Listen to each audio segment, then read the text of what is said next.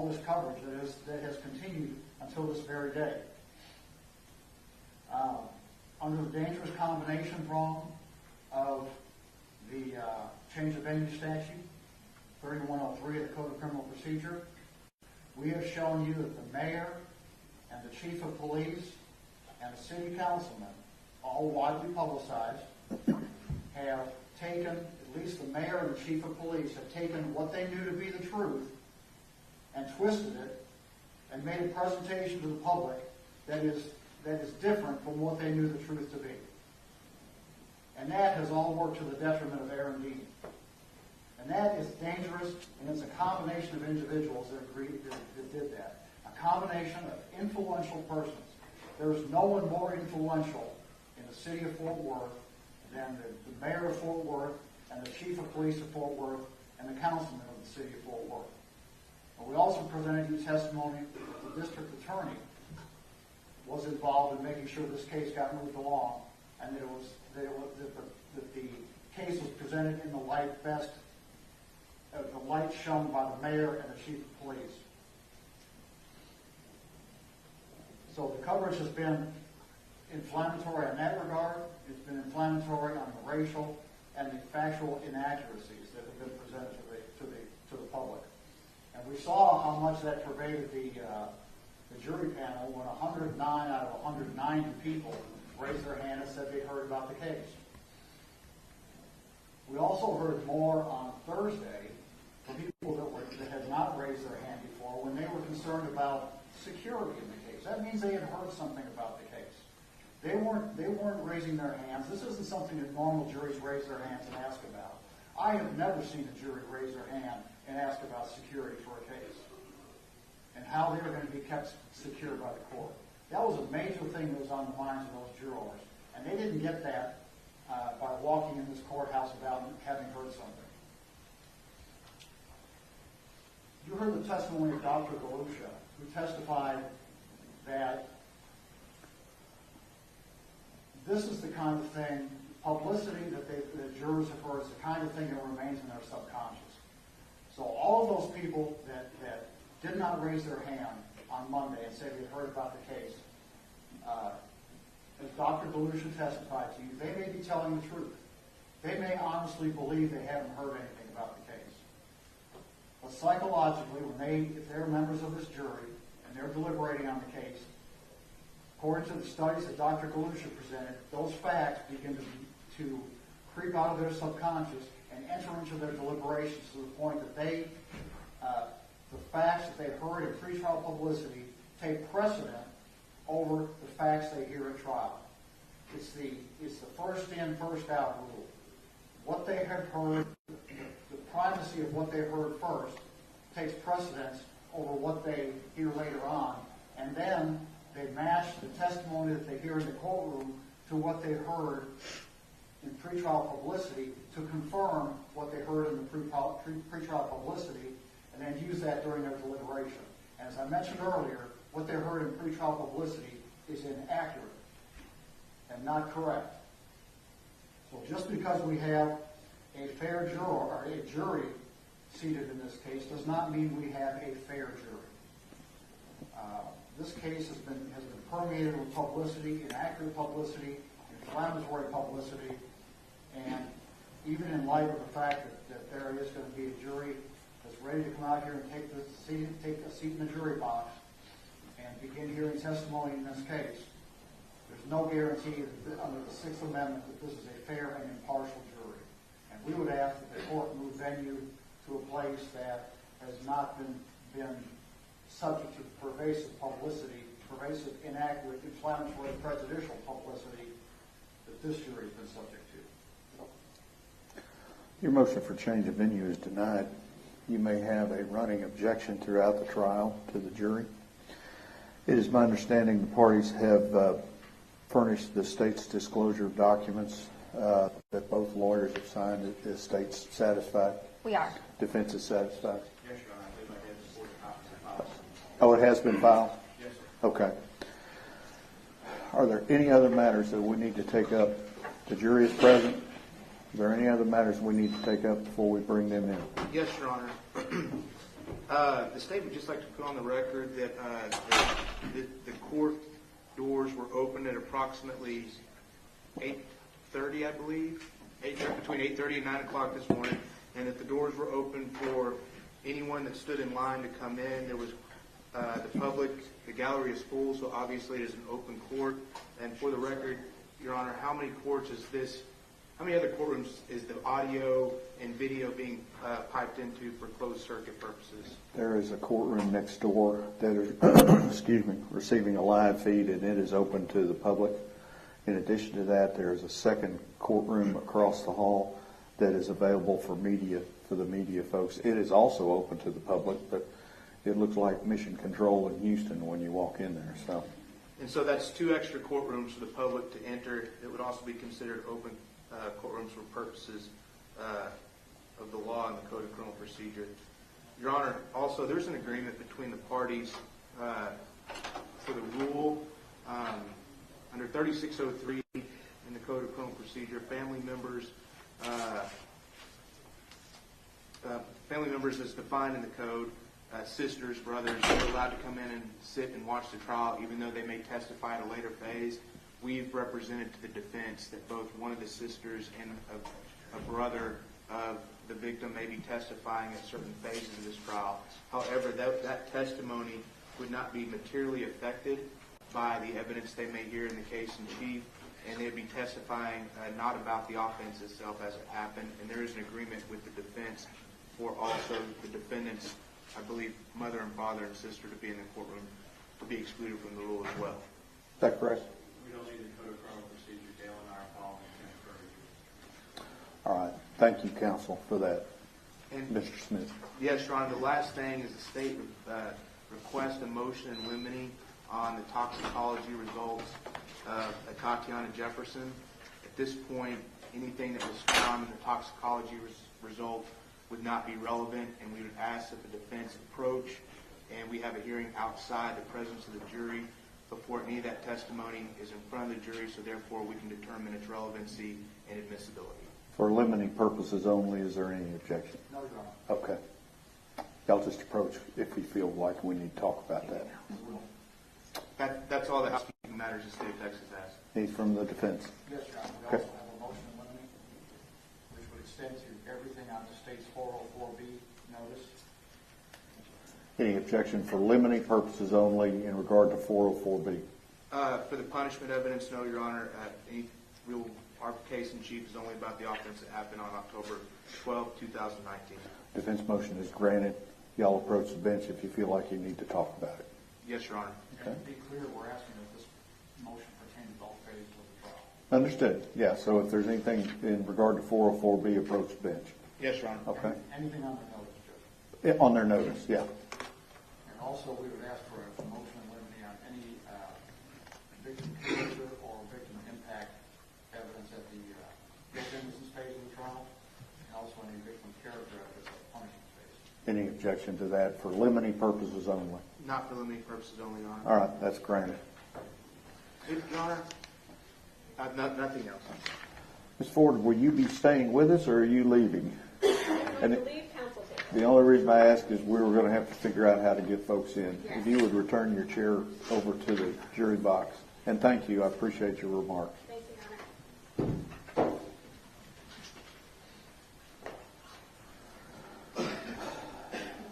Both sides ready for the jury?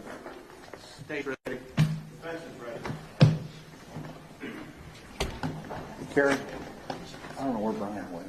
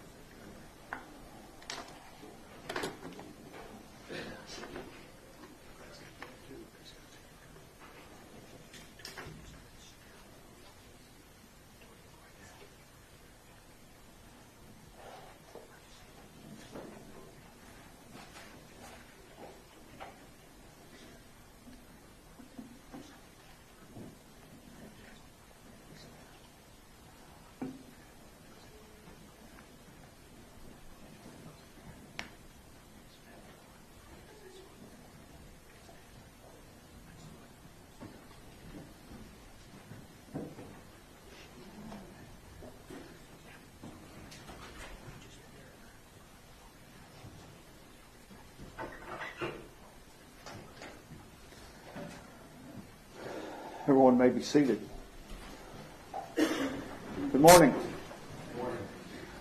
Everyone stands as you come into the jury box, but once you come into the jury box, just have a seat. There's no need for everybody to stand up, okay? I need for each of you to raise your right hand. You and each of you solemnly swear or affirm that in the case of the state of Texas versus Aaron York Dean, you will a true verdict render according to the law and the evidence, so help you God? I do. Okay. Here's what's going to happen. In just a few minutes, the indictment in this case is going to be read in open court, and there will be a plea entered to the indictment. The lawyers then have the ability to make opening statements. The state goes first, the defense goes second. Opening statements are an outline or kind of a summary of what the case is all about, who the lawyers anticipate calling as the witnesses, and what they anticipate those witnesses to testify to. The state will then present their evidence one at a time, and the defense gets to cross-examine those witnesses. At some point, you'll hear Mr. Smith or Ms. Diener stand up and say the state rests. What that means is that's all the evidence that the state would have in its case in chief. It then becomes the defense's turn to present evidence if they wish to do so. But remember, as we talked about last week, the defense does not have to do anything if they don't want to. Okay? At some point, you will hear the lawyers for both sides say, we rest and we close. What that means, that's all the evidence that you will hear. It then becomes my duty to prepare the set of written instructions that contain all of the law that's applicable to the case. And once I have those instructions prepared, I read them to you here in open court. And after I read the instructions to you, the lawyers will then make their closing arguments. And at the conclusion of the closing arguments, that's when you'll retire to your jury room to begin your deliberations. Okay? So now that you're even closer to me, up here in the comfortable seats, you have two duties. Number one is you have to follow the law as I give it to you at the end of the trial and throughout the trial. And your second duty is to determine the facts and the reasonable inferences that are going to arise from the evidence. The evidence that you will base your verdict on consists of testimony that comes from the witnesses and any physical exhibits that come in as a result of that testimony. Things that you can see, things that you can touch, articles of clothing, photographs, videos, things like that. The admission of that evidence is governed by rules of law, and that's where I get involved. I'm hearing the evidence for the first time just as you are. And so from time to time, I may have to ask you to step out, and I exclude you while I determine whether or not evidence is legally admissible for your purpose while I'm doing my job, just as you will exclude me once you begin doing your job. I'm not allowed to be in the jury room with you during your jury deliberations. Okay? From time to time, the lawyers may make objections throughout the trial, and the purpose of the objections is the lawyers are asking me to rule on a particular rule of law that they feel that may have been violated, and you're not to concern yourself with how I rule on those objections unless I turn and give you a specific instruction, and then you will know when that happens. The opening statements and closing arguments of the lawyers are intended to help you, if they do, in understanding the evidence and applying the law to what the lawyers say is not evidence. The evidence that you base your verdict on will come from the witness stand and not from the lawyers. You must not be influenced in any degree by any personal feeling of sympathy for or prejudice against the state or the defense in this case, for each is entitled to the same fair and impartial consideration. In other words, you're to call it as you see it. Okay? You're not allowed to discuss the case amongst yourselves until you have begun your deliberations. Okay? But you're going to be spending a lot of time with your 13 new friends. Okay? And the law does envision that you're going to talk and get to know each other. All right? But once you have begun your deliberations, it is improper for you to try and influence the deliberations with your own personal experiences. You are to confine your deliberations to what everyone has seen and heard in the courtroom and not what happened to somebody's cousin, okay? Again, stay away from media. I hope you can appreciate the intense coverage that this case has had and will have. So stay away from that. As I told you, we generally work from 9 until 5. We'll take a mid-morning break, mid-afternoon break, and I will try to get you out of here. As I told you on Friday, we will only work half a day today due to the funeral. Now, as I told you earlier, we are also having to deal with the availability of expert witnesses. And so there may be times that we may not work at all one day because of the trying to get the experts into town. So don't hold that against anybody else. It's just the way the world is right now. But I am very aware that y'all are taking time out of your schedules, and I will work in a manner that time is done well. Okay. You know the rules about taking notes. Okay. We furnished you all of the pad and everything for you, and so it is want you to be able to feel comfortable and to do your duty. Is the state ready to proceed? State's ready, Your Honor. And defense is ready. We are, Your Honor. Mr. Dean, if you'll stand.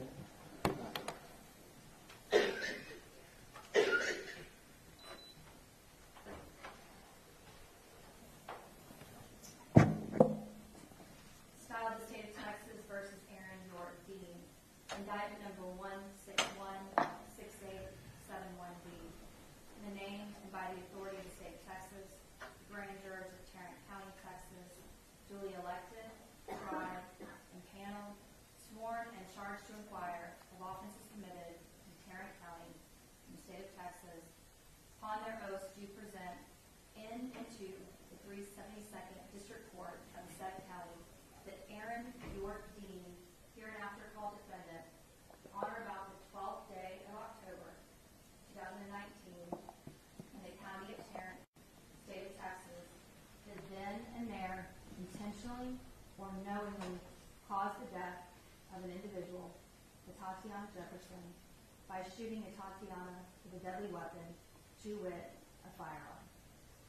Paragraph 2, and it is further presented in and to said court that on or about the 12th day of October 2019, the defendant in Tarrant County, Texas, did intentionally, with intent to cause serious bodily injury to Atatiana Jefferson, commit an act clearly dangerous to human life, namely, shooting Atatiana Jefferson with a deadly weapon, to wit, a firearm, and thereby cause the death of Atatiana Jefferson. Signed, formally the grand jury. Against the peace and dignity of the state. Mr. Dean, to this charge you may plead guilty or not guilty. What is your plea? Not guilty, Your Honor. Thank you, sir. You may be seated. Does the state wish to make an opening statement? We do, Your Honor. Ms. Dick? Okay. Give me your record.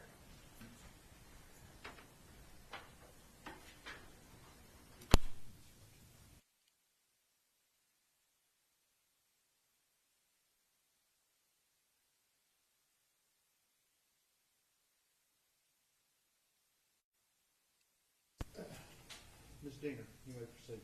Thank you. May it please the court. Yes, ma'am. The last words that Atatiana Jefferson heard before she died. Just put your hands up. Show me your hands and breathe. About a second. And you're going to hear that after those things were yelled at her, the bullet went through her back bedroom window, into her chest, through her heart. She fell down, face down. And you guys are going to have an opportunity to see and hear exactly what happened next. She says, "Oh my God." And then the next thing that you're going to hear Atatiana heard, the last noises she ever heard, were her 8-year-old nephew, Zion, his cries. Because when Atatiana Jefferson, just 28 years old, died in her bedroom, face down, she was not alone. Her 8-year-old nephew, Zion, was there to watch. Now, this is not a case that deals with rival gang members shooting each other. This is not a case about a drug deal gone bad or a robbery. This is a case about a Fort Worth police officer, a stranger to Atatiana, who shot through the back of her bedroom window in the middle of the night. She was in her home and should have been safe. You are going to hear that this is an absolute intentional act, an unjustifiable act that never should happen. You're going to hear throughout the course of this trial from multiple witnesses that are going to talk to you about what happened in this case. They're going to hear and talk to you about what happened and how we got to Atatiana taking her last few breaths in her home. So how did we get here? What happened? So we go back. October 11th. Atatiana was killed, murdered by this defendant on October 12th of 2019. Around 2:33 in the morning. So we back up to October the 11th. So October the 11th started for Atatiana and Zion very similar than a lot of other days. So you guys are going to learn a little bit about who Atatiana was. Atatiana was 28 years old. She had 3 siblings. They're right over there. Amber, Ashley, and Darius. Almost roughly 18. Tatiana's mom, Yolanda Carr, she lived in the house with Atatiana off 1203 East Allen, the east side of Brooklyn. And Zion lived there too. So Tatiana, raised in Dallas, went off to school at Xavier University, graduated her biology degree. After that, you're going to hear how she came home. And in 2019, she had moved in with her mom, Yolanda Carr, off East Allen, to take care of her mom's failing health. She was also there to help take care of Zion, help raise him, because at that time, Amber was having some severe health issues with her heart. And so Tatiana was living there at that house, helping raise Zion, teaching him the responsibilities, day-to-day, chores. And you guys are going to hear on October the 11th, just a regular day, that Tatiana had taken Zion outside. He's 8 years old at this time. And let me tell you, Zion's very rambunctious and energetic, as many 8-year-olds are, right? And you're going to hear from witnesses that will describe neighbors across the street that saw Tatiana and Zion outside, her trying to teach him how to mow the lawn. So this neighbor sees Zion running across the lawn, pushing a lawnmower, trying to learn how to veg. After that, on October the 11th, they went inside and they had dinner that night. They burned the hamburgers they were making in the kitchen. So there was smoke. So both the front and the side door of this house, they opened to let that smoke go out. Both of these doors also had storm doors, kind of like those storm doors that you'll have, it's either screen or glass. That was kept shut, but the main door, the front and the side, were open to let that smoke go out. So at this time, Yolanda had been in and out of the hospital. on October 11th, going into the 12th, she was in the hospital. And unfortunately, Yolanda has since passed away. So in that house that night, there was Atatiana and her mother. So once they go to bed, they go into Atatiana's bedroom, and you're going to get to hear about Atatiana and what she liked to do. She was studying, wanted to be a doctor. She was working, taking care of Zion, her mother, her family. She also loved to play video games. Loved to game, which she would get on the computer, play video games with Zion. That's what she loved to do. In fact, her siblings would poke fun at her for playing video games all the time. It's just what she liked to do. So that night, Zion goes to bed. Tatiana's in her back bedroom. They're in their pajamas, barefoot, comfortable. They're supposed to be safe. But you're going to learn that at 2 o'clock in the morning or so, Zion, who's asleep in her bed, he wakes up at some point throughout the night, and he sees his Aunt Tay, which is what he calls her, is still playing video games, and she's up. So 8-year-old says, I want to play too. So he gets up and he starts playing video games with her. So they're laughing, having a good time. Tatiana and Zion had no idea what was coming. They had no idea that across the street, James Smith, a neighbor, had called the non-emergency number for Fort Worth because he saw and noticed those 2 doors were open. That front door and that side door were wide open. Lights are all on in the house. Both cars are in the garage or in the driveway. But that's unusual for those doors to just be wide open. It's a dark, really cold night. And so when the call comes through, he calls the non-emergency number, gives them the information, tells them, when asked if the neighbors are home, he tells them, well, both cars are in the driveway, and describes them. He says that his doors have been open for several hours. I just want to make sure everything's okay. So when this defendant and his partner, Darch, her name is Carol Darch, and you're going to hear from her. Carol Darch and this defendant go in their patrol cars, 2 separate patrol cars, show up around the East Allen area. They actually park right next to a house that they believe to be 1203. They went to the wrong house first. There was a house just down the street, kind of diagonal from where Atatiana lives. And you guys are going to have an opportunity to see maps, photographs, and hear testimony from these witnesses, so you better orient yourself as to what we're talking about. So they park next to this house on the side, and then no lights, no sirens.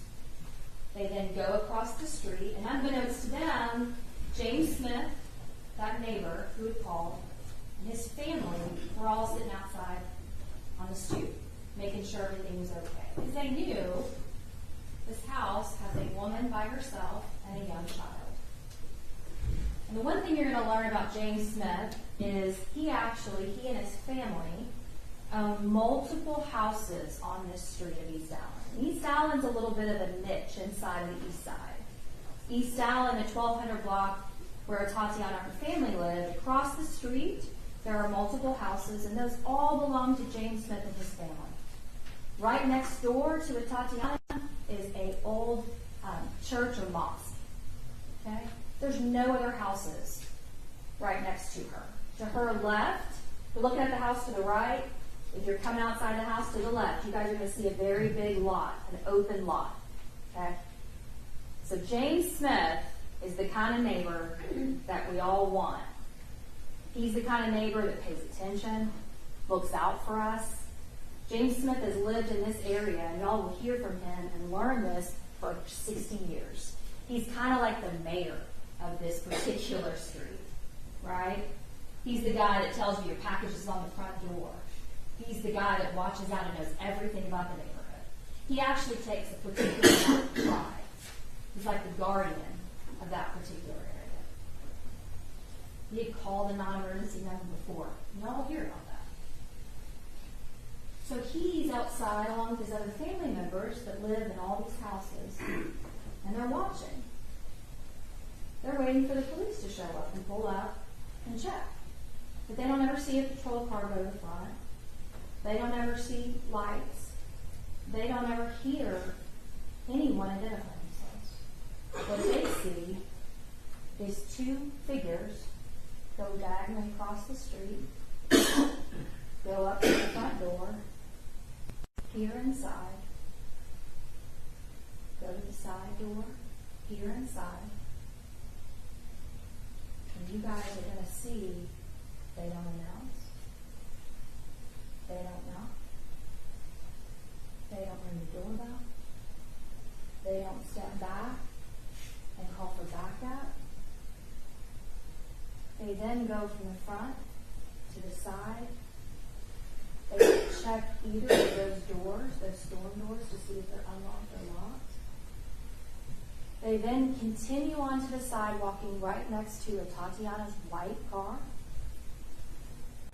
They continue, and this defendant goes wide to the right of Yolanda's car. It's in that driveway. Darch, his partner, goes between the car, the dark car, and the house. And there's a bicycle right there. And Darch kind of hits that bicycle. It's Zion's bicycle. It's only his bicycle. And at this point, Tatiana, who's sitting at her computer desk playing video games, hears something outside. To this point, she had no idea that the Fort Worth Police Department had even been called. And so you guys are going to learn that as she's sitting in her computer desk, she thinks, oh my God, it's your worst nightmare, right? Somebody's trying to break in your house, in your backyard. You're by yourself, and you've got Zion. So she goes to her purse, gets the gun out that she owns, and she walks up to the window with her gun, and she's looking outside. She's got her gun out, she's looking outside. You guys are going to hear from Zion, who was inside and watched this whole thing. Unbeknownst to her, the defendant and his partner were sneaking from the right side, coming around, and looking at the back gate of that backyard. The defendant then proceeds to open that back gate, flashes flashlight all around the backyard. Tatiana sees flashlights. She's now heard noises and sees flashlights. She thinks, I'm going to have to protect us from whatever that is. She had no idea it was someone that is supposed to serve and protect. So as she goes up to the window, as she's looking outside, this defendant goes into the backyard, stands in front of the window. And you're going to see on this body camera that he turns, something catches out of the left of his eye. Something catches. He sees something, he turns, and you will hear, put your hands up, show me your hands. And I'm talking about, show me your hands, put your hands up. Boom. It is not fast enough for Tatiana to process and follow the commands of an unknown stranger in the backyard, let alone fast enough for him to see anything in her hands. When you watch this body camera footage, pay attention to what this defendant says, what he does, what he doesn't do, and what he doesn't say. Because that's very important to this particular case. And we're going to watch the video over and over again throughout the course of this trial. So after this shot is fired, immediately his partner, Darch, says, we got to get in there. We got to get in there. Dean, we got to get in there. So at that point, they go from the backyard, out the gate, around the car, to the side of the house, back to the front, through the carport, in the front, in through the front door, start going through the house, straight inside, and you'll hear Darch say, put your hands up, Fort Worth Police, starts to finally announce. as they're getting through the house into the back bedroom. The entire time that that is happening, you will not hear this defendant ever say, go. He said, shake your hands, put your hands up. He didn't say drop it. He didn't say done. And if they're about to rush into this house, he did not warn his partner that he had seen it. So they go into the house, they rush to the back bedroom, they find Zion on the bed, hysterical. Tatiana is face down. Darch immediately takes Zion from that room, takes him to the next room to get out. Tries to calm him down. And so what does the defendant do when he gets in there and sees her? He doesn't do CPR. He doesn't put his hands over her chest to try to save her life. He doesn't do any of those things. Instead, what he does is he's looking around the room. His flashlight comes upon Tatiana's gun. When we play that video, I want you guys to listen to the side and what he says. Looks like we got a weapon. Thank God, right? The evidence is not going to show you at any point throughout that entire video that you watched that he ever says anything about sitting in guns in her hand. And when you watch that video and you see how fast this happens, there's no way. There's no way. So after they get inside, and he is looking around, he starts playing with her gun, trying to figure out how to turn off the light of the laser, trying to figure out how to disarm it, sets it down, still not providing any kind of CPR or life-saving measures to her. And it's not until you hear at the very front, because they called for medical help and other backup, when he hears those first few officers show up at that front door because they announce Fort Worth Police, you're going to hear him say, we're back here. And it's at that point he grabs a blanket and finally puts it on her chest. But it's too late. And it wouldn't have mattered if he would have put that on at the beginning and started doing CPR because she had the whole problem. So it didn't. So they perform life-saving measures, and they spend 20 minutes trying to save her life. They did everything they possibly could. But they could not save her. She is pronounced. It's at that point you're going to hear about the investigation and what happens after that.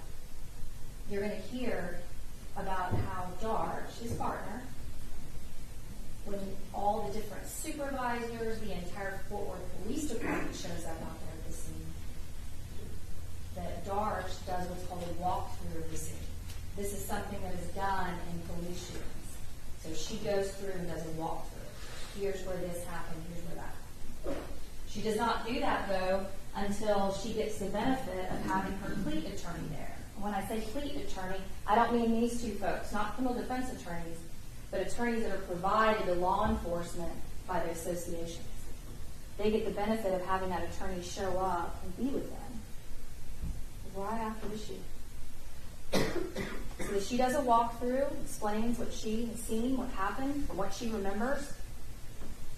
She's put into a patrol car, and then she is taken to the major case unit, which is a part of Fort Worth Police, and they investigate police-involved shootings, any incidents involving police.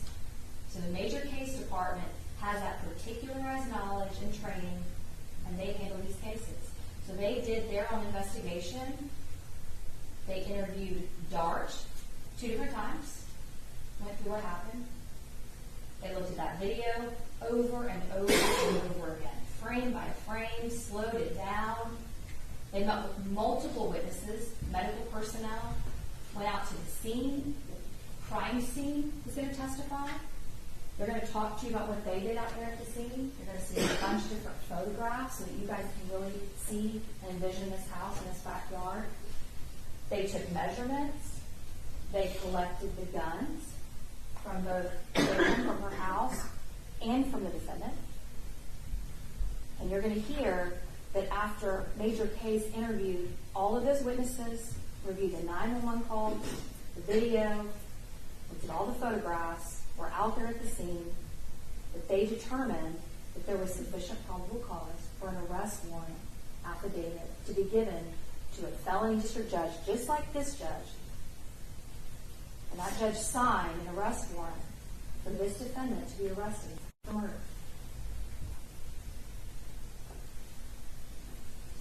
At the conclusion of this case, after you hear all of the witnesses that are going to testify, you listen to that 911 call, you look at those photographs, you watch that video as many times as you need to.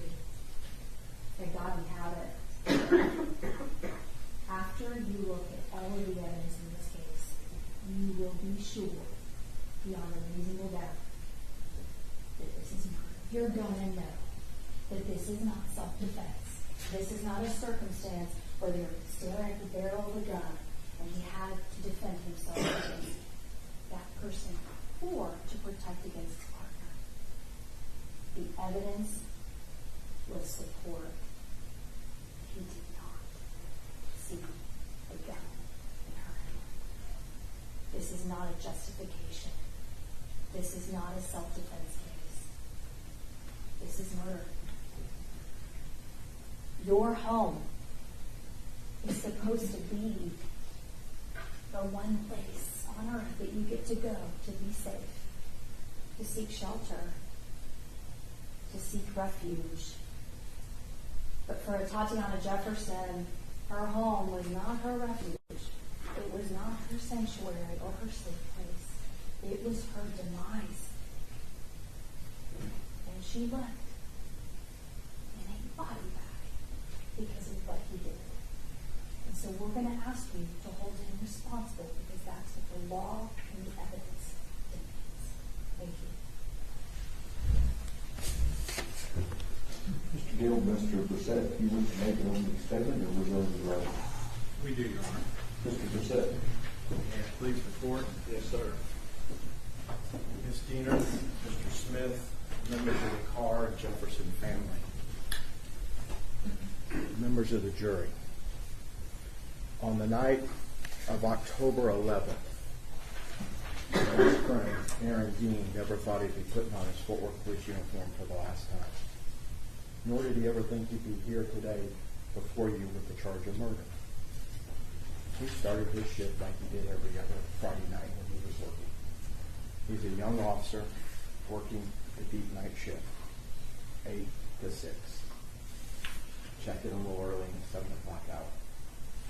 As that shift went on, during the middle of his shift, he's assigned a call, the call that we're here to talk about today. And as he goes through that call, he gets to the backyard. And as soon as he and his partner go in the backyard, they're immediately presented with a situation that they have to deal with. As soon as Aaron enters the backyard, he sees a silhouette in the window. Aaron sees that silhouette in the window, and that silhouette has a firearm. That silhouette has a firearm with a green laser mounted on the front rail of that firearm, pointed directly at Aaron, closer than me to you to the window.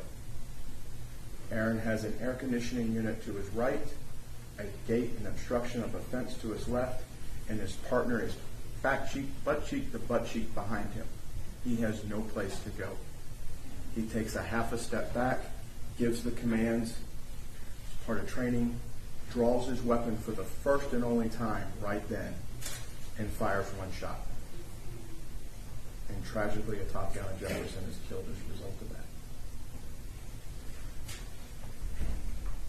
How did he get there? That's the question. And remember from voir dire, we start having to talk about the calculousness of reasonableness in this case. For that's what we're really talking about. Was it reasonable for Aaron to do what he did? That's the test for police officers when they use deadly force. It's an officer's worst nightmare around the world to have to draw their weapon and use it in defense of not only themselves or for others. So we have to start looking at what Aaron knew at the time. What did he know at the time? What data was given to Aaron at the time he responded to this call? This case is about facts and not emotion.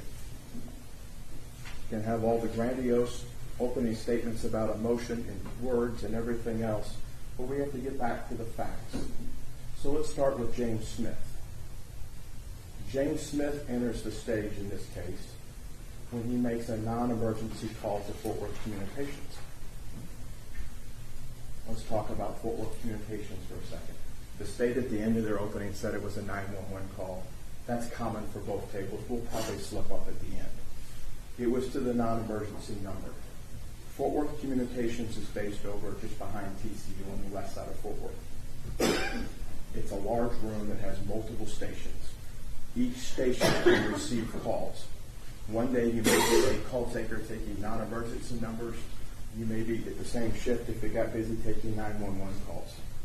Everybody's trained the same. Everybody sits at a console that's identical. That's the call taker role. When you call Fort Worth, whether it's non-emergency or 911, they're all trained, and collectively they're all trained in the county together so they can cross over if there's an event. If somebody loses communication, say at Arlington, Fort Worth takes their calls. There's a very robust system for that. Mr. Smith calls the non-emergency number as a result of what his relatives have seen throughout the night. The doors have been open since 10. These glass storm doors that the smoke's being let out of have been open since 10. He calls, and as a result of what the communications officer hears, the call taker picks what code in the system to place upon a call.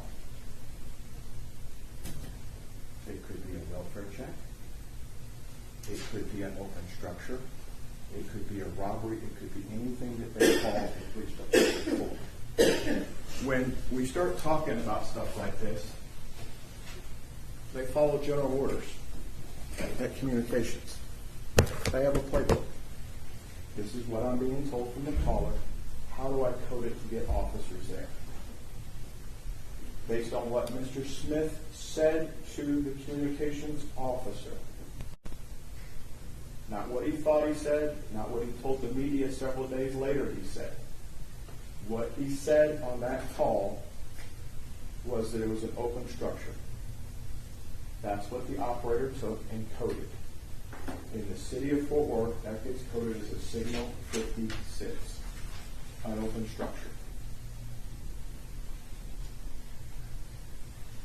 For the police officers, they, in their patrol cars, both Officer Dart and Officer Dean, have what's called an MDC, or mobile data computer, plus their radio in the car and their handheld radio that you see on the officers that have taken you in and out of the courtroom here, and you'll see throughout the common gear. So they have their computer, they have their handheld, and they have their car radio. When the city of Fort Worth cuts an officer loose on a call, it's simple. They give them the call through the NBC, and they give it to them over the radio in case they're not in their car at the time so they can hear it. Officer Dean was the primary officer. You may hear a Fort Worth officer during the trial say he was the sheet officer. He was assigned to, it was his beat. Right? He's the primary, Darch is his backup. For open doors, why do they need two? Because in Fort Worth's general orders for communications, it's a priority 2 call. Priority 1 being the highest, usually lights and sirens. Priority 2 is just below it. A priority 2 call requires 2 officers. If 2 officers aren't available, the general orders say the sergeant or lieutenant on patrol in that area is assigned as the second officer. If the sergeant or lieutenant are not available, it goes to a neighboring area until there's 2 officers there. For officer safety, priority 2 call. Darch makes it there first, Dean gets there second. I think the evidence will show that Darch goes to the wrong house first. They come back, look in the squad again, and get the right address. And they walk up to the front of the address. Remember, what did they know and when did they know it? Here's what they're told when they're going to the call, both on the radio, for the ear, and for them to read. Complainant advised front doors to addresses open. Both the neighbors' vehicles are in driveway. White sedan and dark colored sedan. Neighbors are usually home, but never has door open. The word welfare is never said. They're given a signal 56. It's not a welfare check to Dean and Darch. The doors are open. That's what they have as the data elements when they arrive on scene. In addition to the communications general orders, the city of Fort Worth has a rather expensive set of general orders for officers. Communications is called Plea 56. Plea 56, Signal 56, takes them to a certain section in the general orders for how officers, young officers that have just come out of training, been to the academy, had this book drilled into them day in and day out. Signal 56 is an open structure. You go to that in the book, it says treat it like a silent alarm. Burglary of the building, a silent alarm. Silent alarm, you don't park in the front of the building or structure or residence. And I think Officer Darch will make that very clear to you when she testifies. She did to the detectives that were asking her the questions. You don't park in front for officer safety. So they park down the street on Mississippi, short distance away, and walk up. Silent alarm says you don't reveal your position. You check to make sure if there's any forced entry on the structure. And in fact, as it tells you what you're supposed to do, the unit in charge of the call shall inspect the structure to determine if there's any signs of forced entry. Any signs of forced entry. It doesn't say just on one side. It doesn't say that you just look here and stop. Those officers walk up to the front door. And at that point, you're going to see Dean's body camera come on. When they looked inside and saw the mess that was inside the front of this residence, through the front door, you see the living room. Through the living room, it's kind of a living room combo kitchen. Upper cabinets in the kitchen are out, open. Stuff strewn all over the floor. The living room looks like it's been ransacked. You're going to hear from both Carol Darch and others that went out there what this scene looked like when they were there. That's a data element for these two. These two see a house that to them appears to be ransacked. We're on a signal 56. It's treated as a silent alarm. They have to be quiet. They're not knocking on the door because that's not what the rules tell them to do. And they see what to them, what Darch is going to tell you, looks like a burglary in progress. The house should never look like that in their mind. That's what this looks like inside. They go down the side. They have to step over a weed eater. They have to step over a mower. Data elements that may sound simple to others, to an officer that works the beats in this area, this is a neighborhood in transition. Mr. Smith and his other neighbors have worked hard to get the criminal element out of their neighborhood. Yet it's still a rough neighborhood. The mosque church next door, the air conditioning units have a 10-foot fence and a steel cage and concertina wire and steel cage fencing around all the first floor windows. Miss Jefferson's AC unit has a steel cage welded around it, and it's new construction. Things that are left outside at night tend to disappear. Burglars tend to leave stuff piled up to take away if there's a burglary in progress. You walk over a weed eater, there's a mower out at 2 in the morning. There's a young man's bicycle out down the left side. They clear the vehicles because that's what they're trained to do at the academy. They split. Carol down one side, Aaron down the other. They meet at the gate. This gate opens up to the out. It swings to the left. It's about 8 fence panels wide is this gate. Hinged on the outside, opens and swings. It's an odd angle when you look at it. When you open the gate and come through, you're immediately confronted with a window on your left. And that's the window we're talking about. It's a rather large, spacious backyard, brand new fence, brand new structure really for the most part. Something that I don't think you would expect when you see the photos for this part of the neighborhood as the community's bringing the neighborhood back. Darch goes into the right, Dean goes into the left, they're covering each other. You're going to hear from Darch that they start what they call slicing the pie. As they're covering each other, they start working the backyard in sections to make sure there's not a threat. Darch has Dean's back, Dean has Darch's back. Dean has to clear the open window he passes. Because after the door on the right-hand side of the structure up front that was open, there's no other windows for them to clear prior to getting to the backyard. Following their general orders for what a signal 56 is, go see silent alarm. Silent alarm says you inspect the structure for forced entry. Dean comes across that window. At that window, he sees a silhouette. He doesn't know if it's male or female. Doesn't know the racial makeup of the silhouette. He sees it. He sees the green laser and the gun come up on him. He takes a half a step back, gives the command, and fires his weapon. After the shot's fired, they call out. Depending if it's radio traffic, both of them key their mic at the same time. The first one that keys wins. Only one broadcast goes out. You can hear it from Dean's body camera, what they're asking for, a supervisor and MedStar. Darch tells Dean, you got to get in there. We got to get in. Dean tries to go through the window. That's his first reaction. They go in, they clear the house. They get inside, and Dean does find the weapon. He moves the weapon away. In training, Dean and Darch are taught to move the weapon away from anybody that's been involved in a critical incident.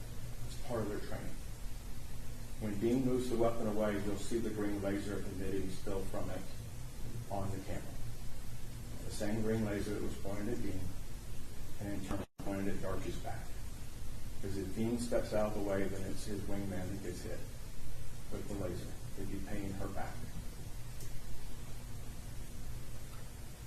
It's true from what the state just told you that her injuries were incompatible with life at that point. Darch took the little boy all the way outside, and you're going to hear from a sergeant, as the state calls her, who is her officer, it's her scene. Fabulous sergeant. Okay. She runs that scene, and there's an officer that's given custody of the boy and takes care of him like it's his own. Young Zion's a brave man. They start a process, as the state told you in their opening. Everybody from the mayor's office on down is notified. One of the people that's notified in this case is of particular interest to all. Her name is Lindsay Dula. And Lindsay's specialty, she's nationwide known. Lindsay's specialty is interviewing children. Lindsay's specialty is interviewing children that have faced traumatic events. And Lindsay is called in to the place where she works called the Alliance for Children.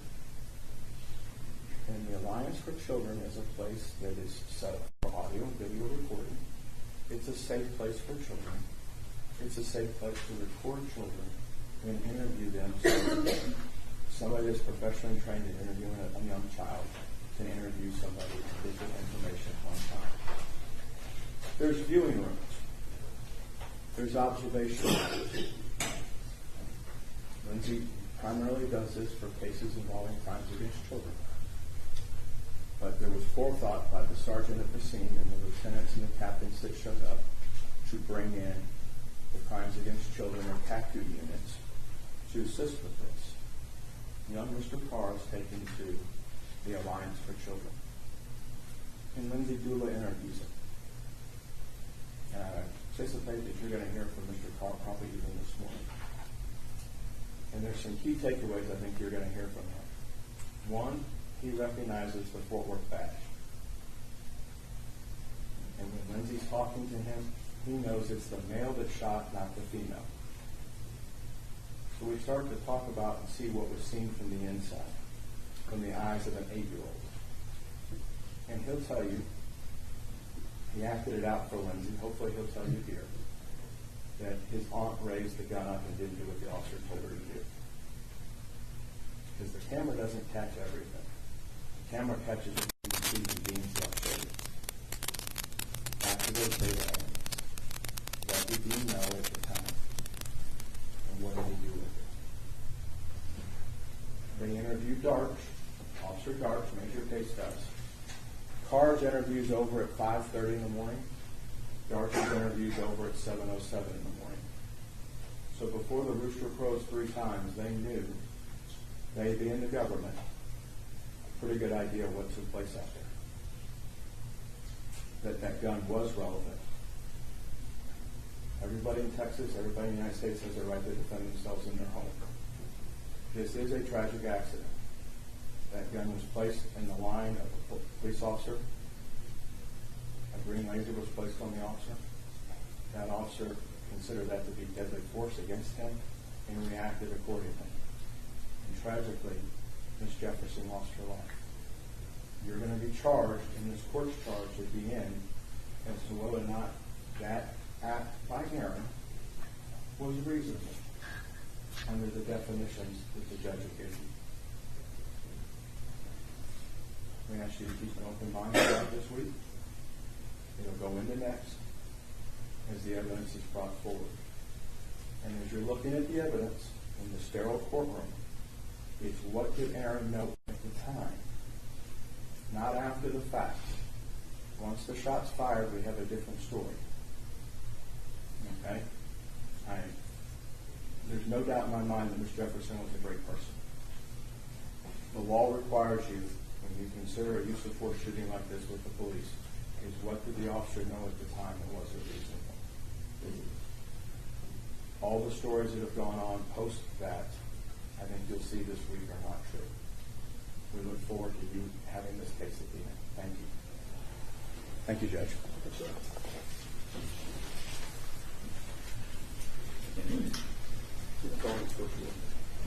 State of Texas calls Zion Carr. Zion Carr.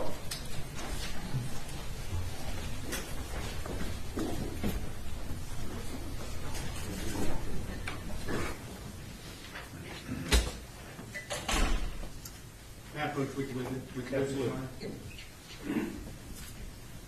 Well, young man.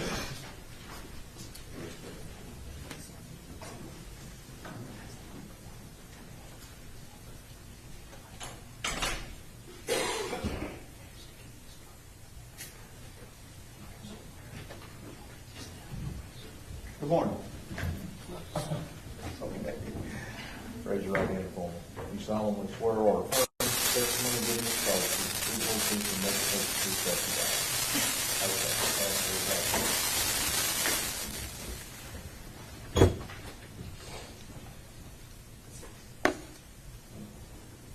Okay, there's a rule in effect, okay, that says that you can't be in court unless you're testifying. And once you have testified, don't tell anybody else what you testified to, except the lawyers, okay? Yes. Okay. I want you to tell me your first and last name and spell it for my court reporter, please. My name is Zion Carr, Z-I-O-N-C-A-R-R. Mr. Smith. Zion, could you say your name again just a little bit louder? Zion Carr.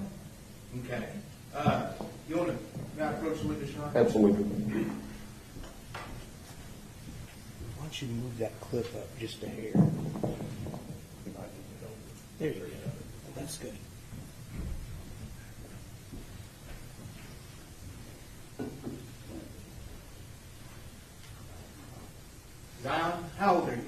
11, And do you remember your birthday? July 25th, 2011. July 25th, 2011. What's your mom's name? Amber, And does your mom have any sisters? she got 2, And what are your mom's sisters' names? Ashley and Atatiana. And does your mom have any brothers? She got 1, and his name is Darius. I bet you that microphone is going to pick up what you're saying, so you don't have to lean over. But thank you for trying. Zion, do you know the difference between a truth and a lie? Yes, sir.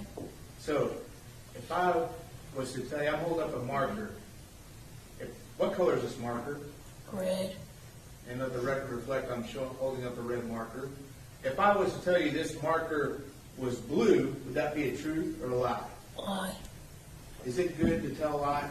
Yes, sir. What happens when people tell lies? Get in big trouble. You get in big trouble for telling a lie. So, can you promise me that everything we're going to talk about today will be true things? Yes, sir. Thank you, Zion. Zion, what's your favorite sport? Basketball.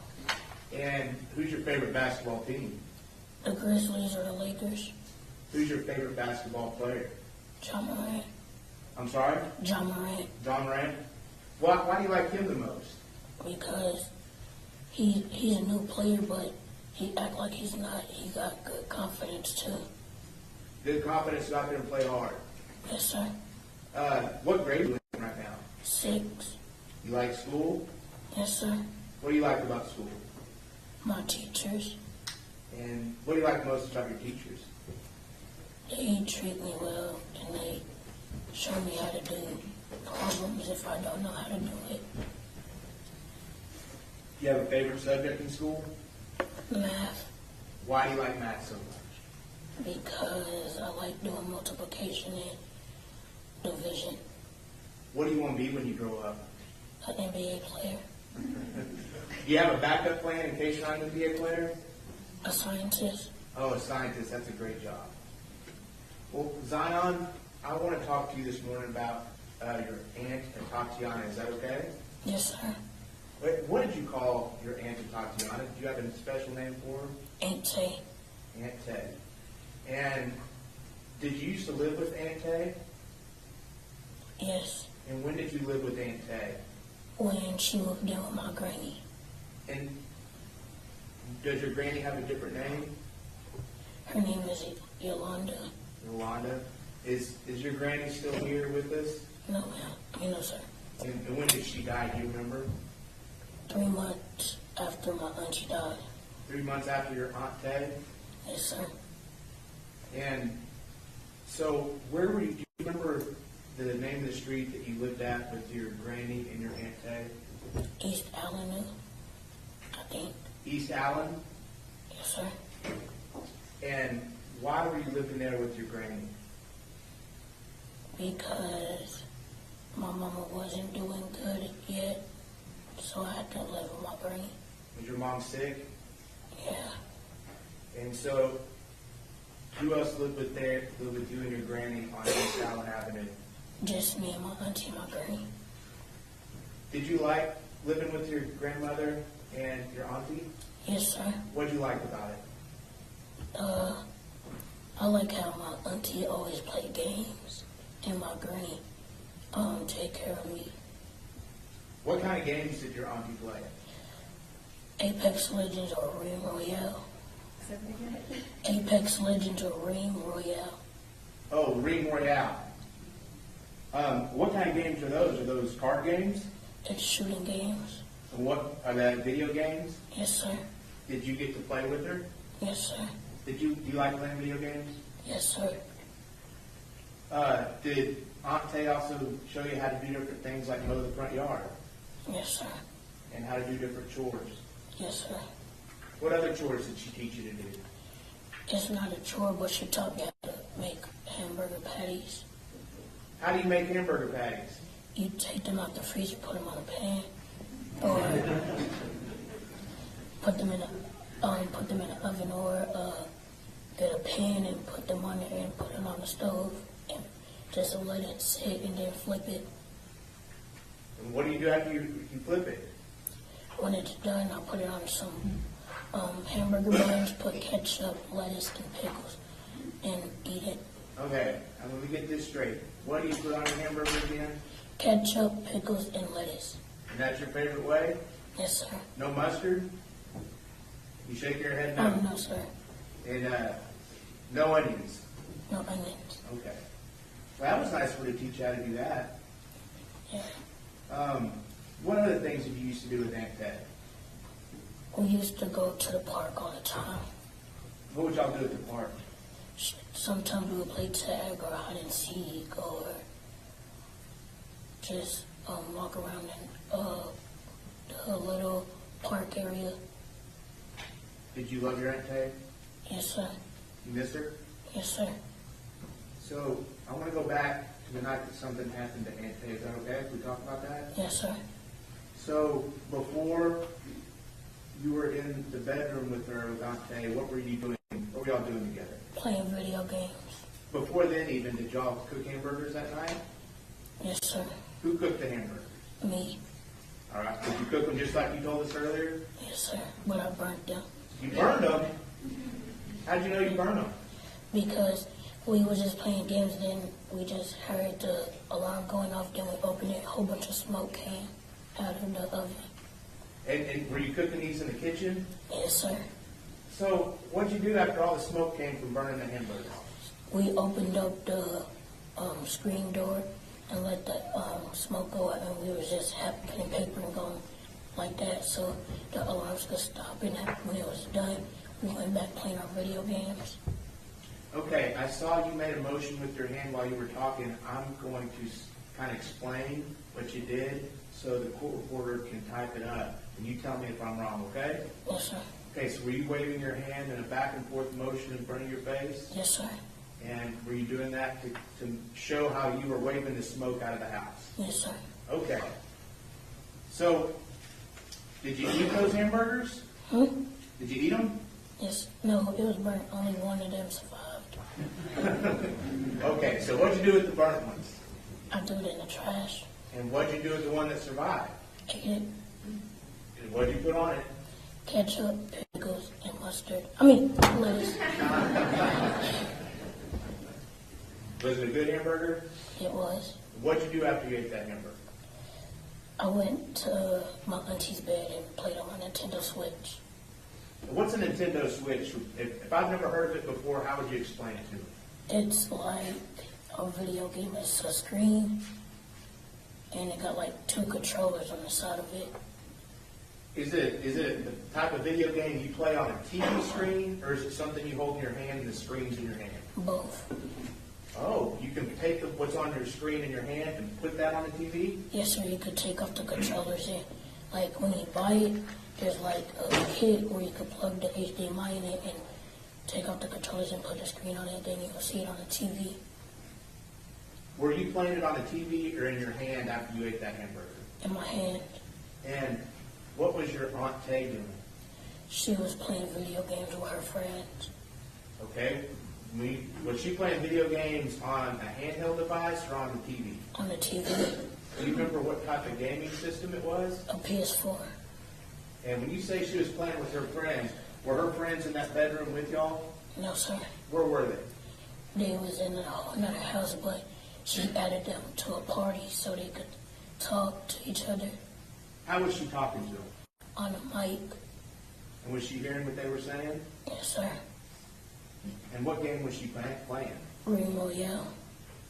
Ring Royale. Yes, sir. So, did you end up falling asleep that night? No, sir. No, sir. What room were you in while you were playing your Nintendo Switch with your Aunt Tay? My Aunt Tay's room. Aunt Tay's room. Were you on the bed, on the floor, or something different? On the bed. And do you remember what you were wearing? Only underwears.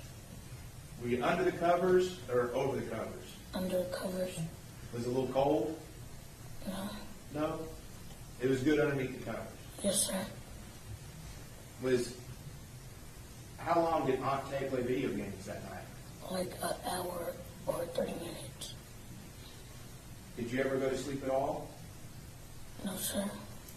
Not before she heard a noise, you didn't fall asleep just for a little bit? No, No, sir. All right, so did your aunt Tay hear noise outside the bedroom? Yes, sir. What were you doing when your aunt Tay heard that noise? I was still playing on my Nintendo Switch. How did you know your aunt Tay heard a noise? Because she told me, did you hear it? And I said no. Was the lights on? Were the lights on in that bedroom? Yes, sir. And after she told you she heard a noise, what did she do? She went to get her weapon out of her purse. Where was her purse? Next to her table where she worked at. Before she heard that noise outside, where was your aunt Tay sitting? Was she at that desk? No, she was in the middle of the room with her, she had her chair in the middle of the room playing on the game. And so you said she went to her purse and grabbed out a weapon. What do you mean by weapon, Zion? A gun. Was it a big long gun or a gun that you can hold in your hand? A gun you can hold in your hand. And did you see her go to her purse and get that gun? Yes, sir. And what did she do after she took the gun out of her purse? She just held it to her side. She didn't point it up. She just kept it next to her, on her side.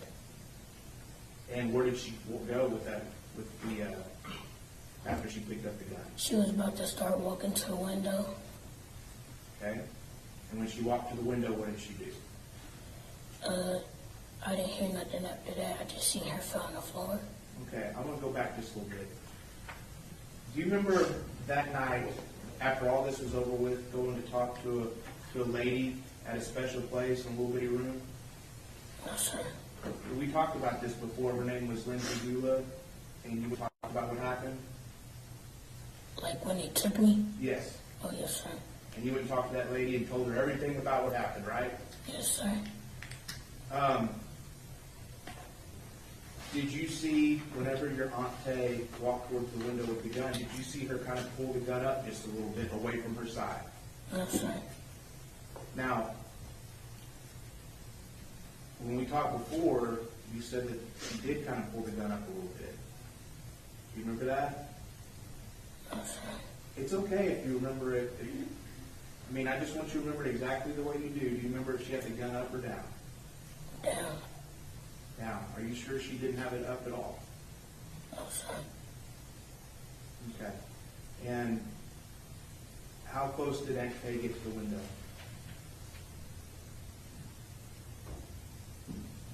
I can't, I don't know how to, say how far she was. She was 3 feet away. Okay. She got pretty close to the window? Yes, sir. Was she saying anything to you as she got closer to the window? No, sir. Did you hear anything as she got closer to the window? No, sir. Did you see something that happened? I seen her fall on the ground. Did you see anything outside the window? No, sir. You didn't see a man with a badge? No, sir. Did you hear anything before she fell to the ground? No, sir. What happened after she fell to the ground? She started crying, and then after that, 2 police officers came and got me. Did you know what had happened at that point? No, sir. Did you know if your Aunt Tay was hurt? Yes, sir. What were you thinking? I was thinking, is it a dream? How did you think she was hurt? Because she was crying and just shaking. What happened when the 2 policemen came into the bedroom? They seen me and they told me to get up, and they took me to the back of a police car. Did one police officer take you or both of them? Both of them. Both of them? Are you sure it wasn't just the woman police officer? No, sir. The man, he walked a little bit, but then the lady told him, to go check on her. When we got halfway, right there by the kitchen, so he did. At the entrance of what? Huh? At the entrance of what? Repeat what you just said. So she Oh, she told the man to go check on her. Go check on my auntie to see if she was still alive, and he said okay. Did you know if your auntie was still alive at that point? Yes, sir. Where did that woman officer take you? To the back of a police officer.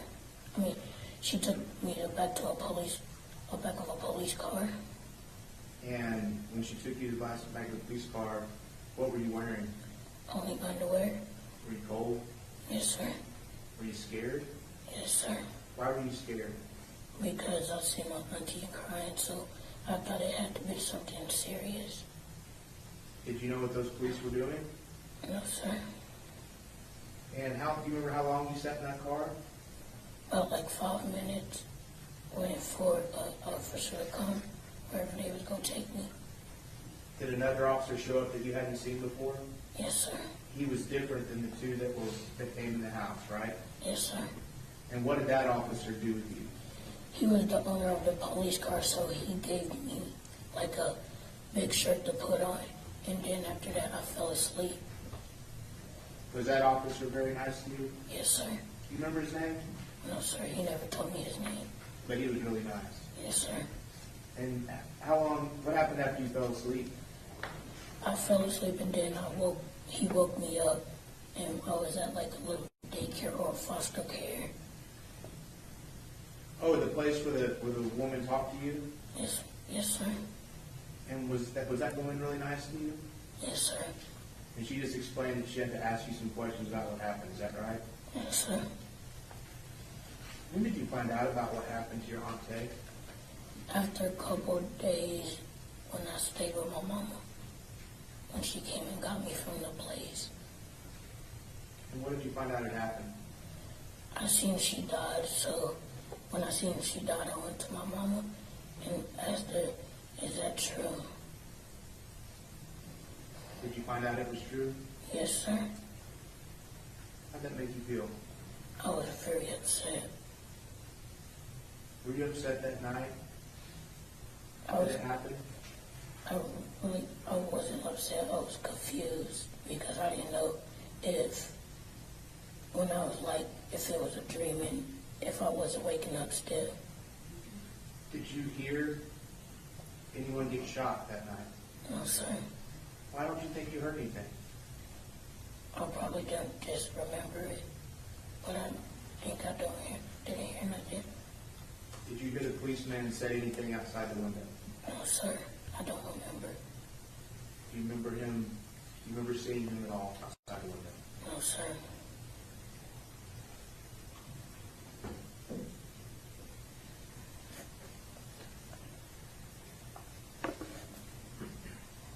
The house that you lived at with your granny and your aunt Tay, how many front doors did it have?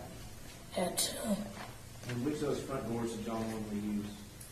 The side one, the one where the car was next to. The side door that the cars were next to, is that right? Yes, sir. And the other door points out to the street, right? Yes, sir. Did y'all ever use that one? Sometimes if we order something to eat. And those doors, did y'all normally keep the doors closed? Yes, sir. Now, because those hamburgers were burning, what'd you do with those doors? What'd you and Aunt Tay do with those doors that night? So we forgot the front door was open, and the screen door was still kind of open when I opened the window off it.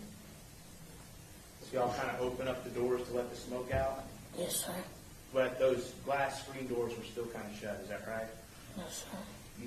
Those were open too? We'll pass the witness, Your Honor.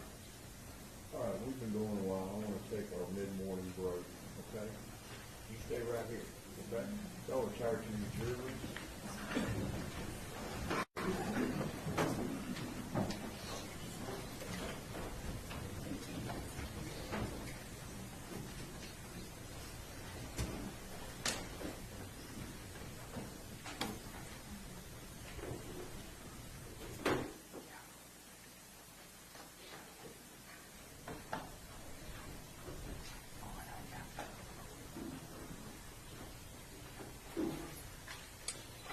And if you unclip that microphone, then you can step down, okay? Go with Mr. Smith. Hang on, go.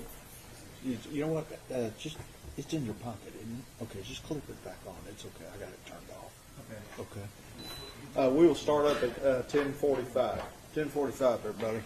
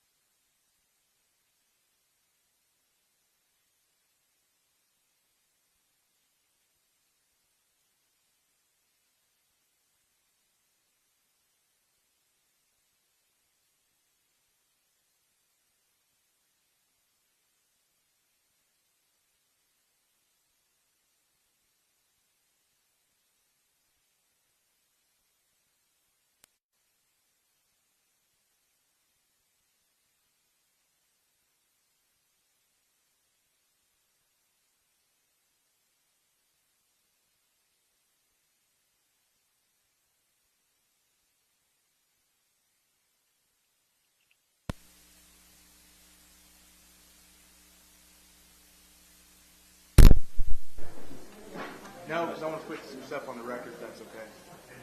And then bring it in.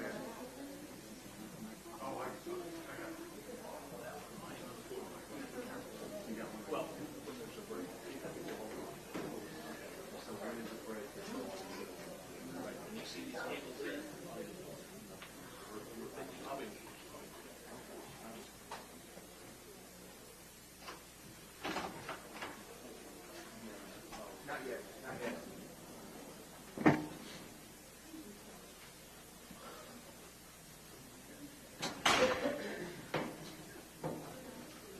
Yeah, he is. I'm gonna have to do some stuff.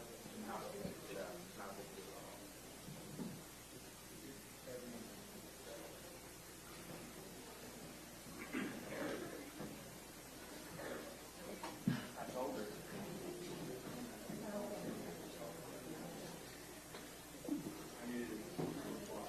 Just make sure it's in her pocket. Okay. Yeah, all right. All right, outside the presence of the jury, Mr. Smith, there's matters that the state wishes to place in the record. Go ahead. Yes, Your Honor. We have just passed Zion Carr for cross-examination.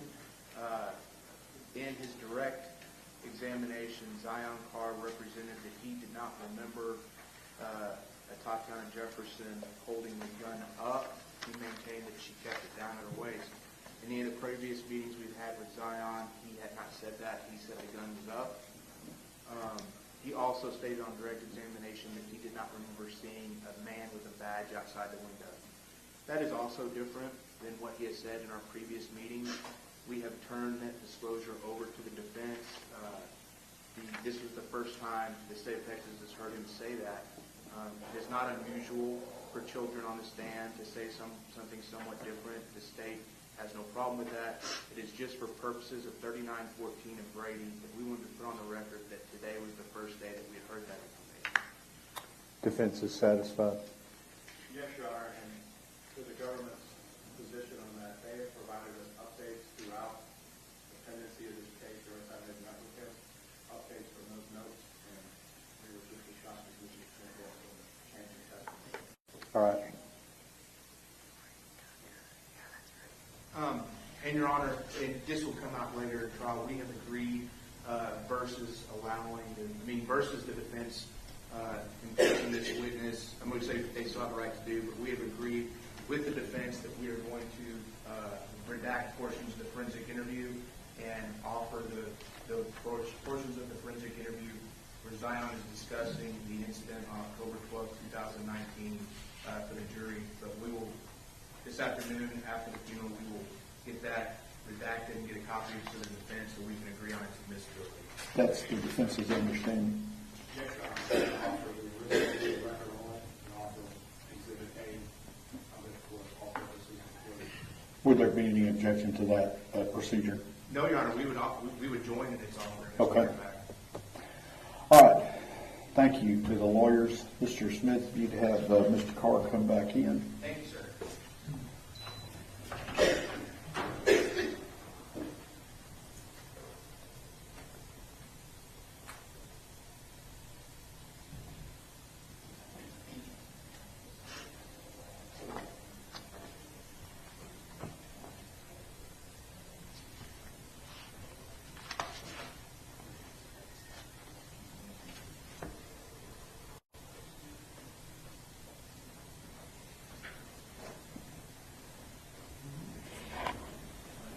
Come on back up.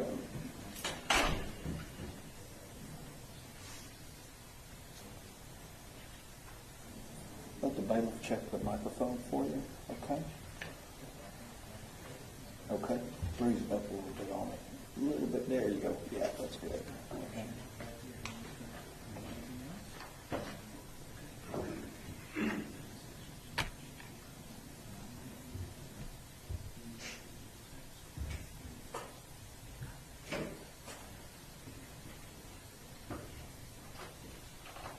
You good to go? All right. Both sides ready for the jury? State's ready. All right, let's go. You can sit down. No, you sit down.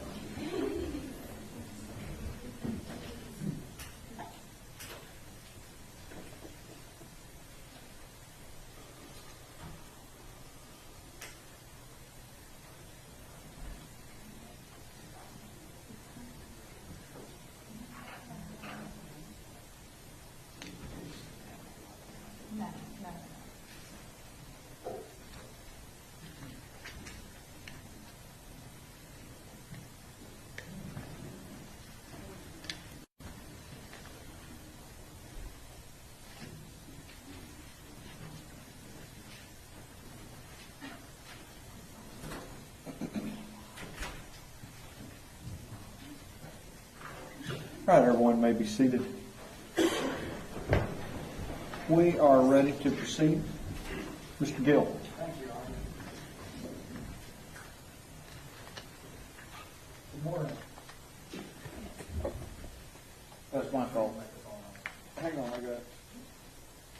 Now we're working. Good morning. Good morning. Your name is Zion? Yes, sir. My name is Bob. Nice to meet you. Nice to meet you. My towers even look kind of alike from a distance.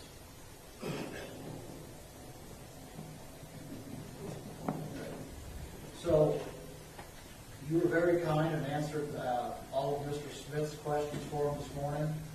Would you mind if I ask a few questions too? Yes, sir. Okay, thank you.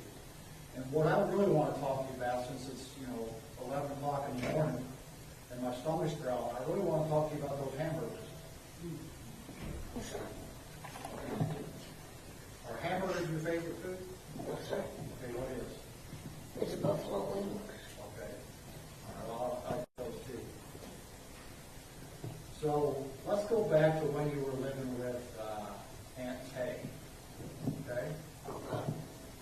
And that was Grandma Yolanda's house, is that right? Yes, sir. And Grandma Yolanda was in the hospital, did I get that right? Yes, sir. And your mom was also having some health issues. Yes, sir. Okay. So Aunt Tay was taking care of you, right? Yes, sir. How long had you been staying at that house?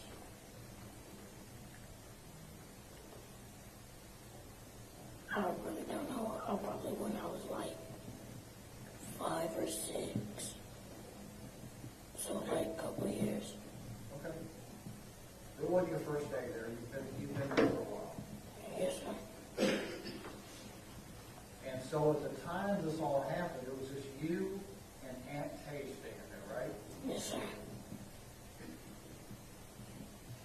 And the cars in the driveway, did one of those cars belong to Aunt Tay and one to your grandma? Yes, sir. Okay, which one belonged to which? The white one belongs to my auntie. The gray one belongs to my granny. But I don't think the gray one was there. I'm sorry? But I don't think the gray one was there. Okay. Was there a blue one there? No, sir.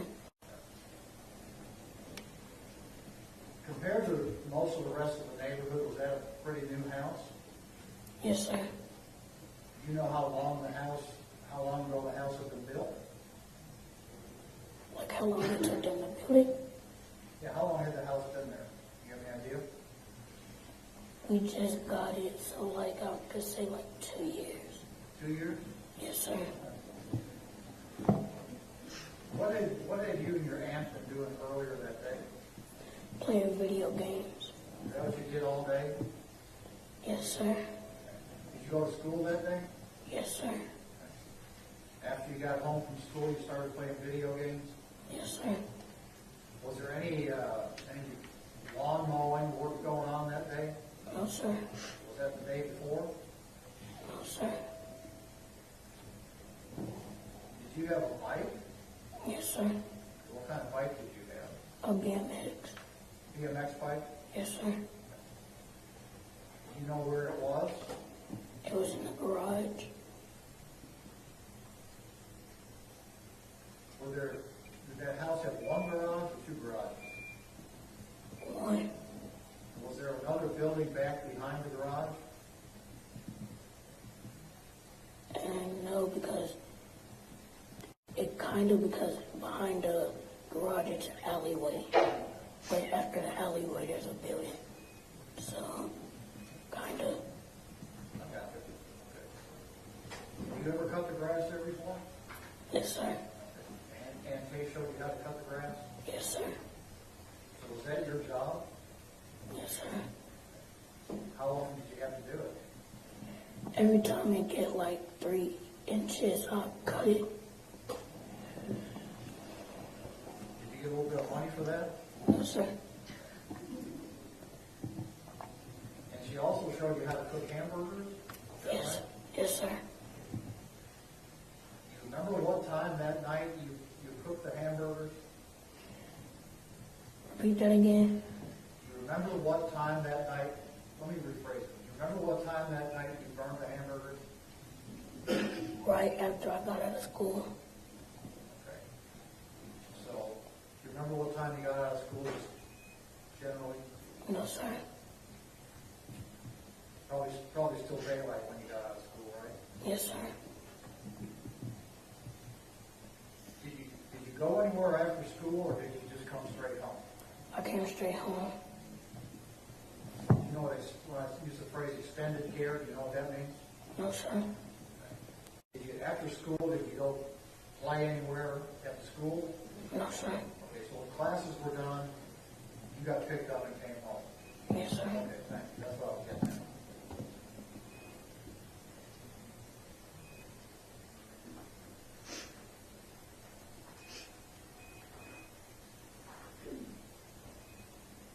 Go ahead, Mr. Gill. Trying to figure out where the teaching's coming from. We can hear.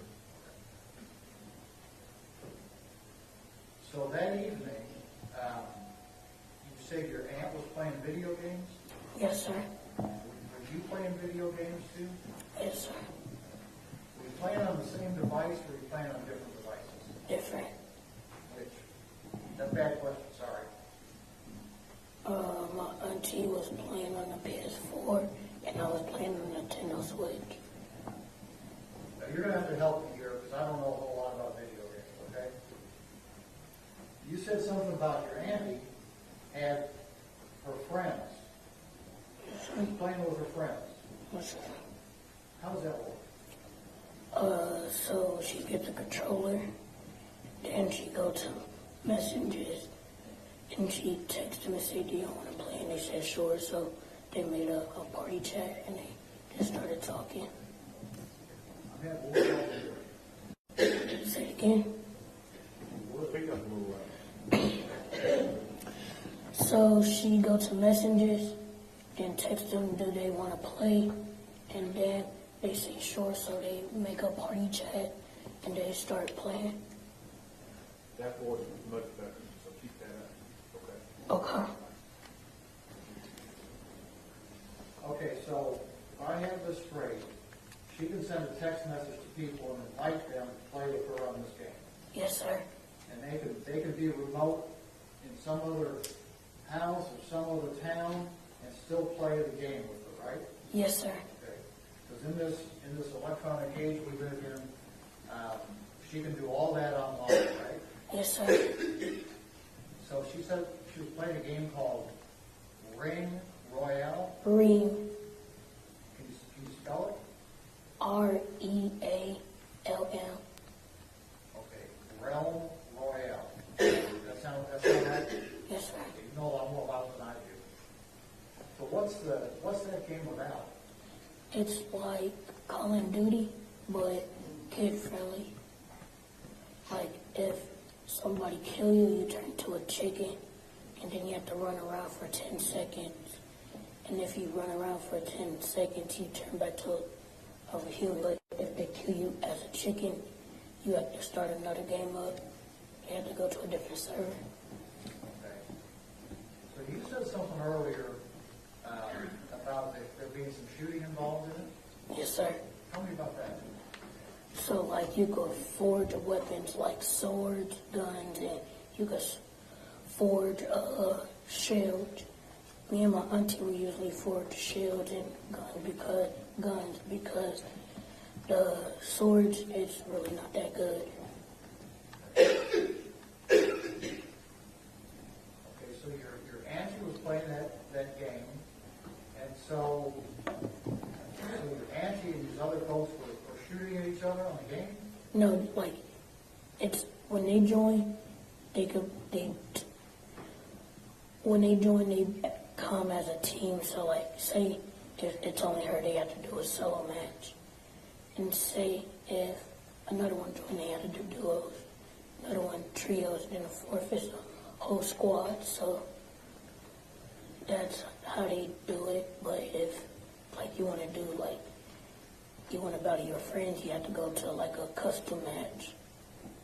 I think I get it. So, my kids used to play video games sometimes, there's a controller, right? A thing you hold in your hand, Yes, sir. and that's how you play the game, right? Yes, sir. And on this controller, there's buttons you push, right? Yes, sir.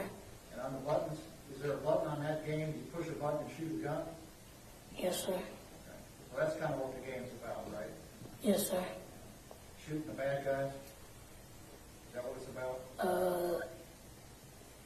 It's not bad guys. It's just like, I could say it's bad guys, but I don't know if it's really the game about bad guys. Another team? Yes, sir. Team? Okay. So it's kind of a competition? Yes, sir. Okay, I got you. Okay. So, I think you described that you were in the bed Yes, sir. playing on your game, Yes, sir. and your aunt was where? In the middle of the floor on her chair, sitting in her chair playing the game. When you say in the middle of the floor, Like the middle of the room. okay? Okay. And she was sitting in a chair, Yes, sir. and she was playing the game. The game she was playing was on a TV screen, right? Yes, sir. Has anybody showed you any pictures of that room? Say it again. Has anybody showed you any pictures of that room? The room? Of the room you were in? No, because I was already in the room.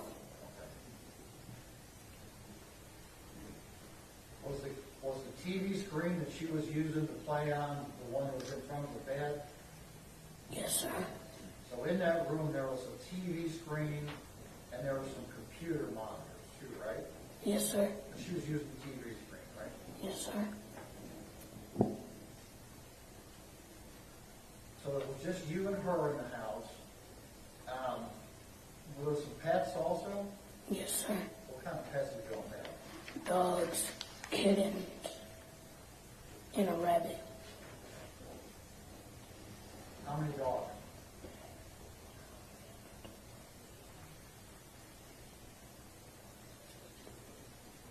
Sorry, it's kind of difficult.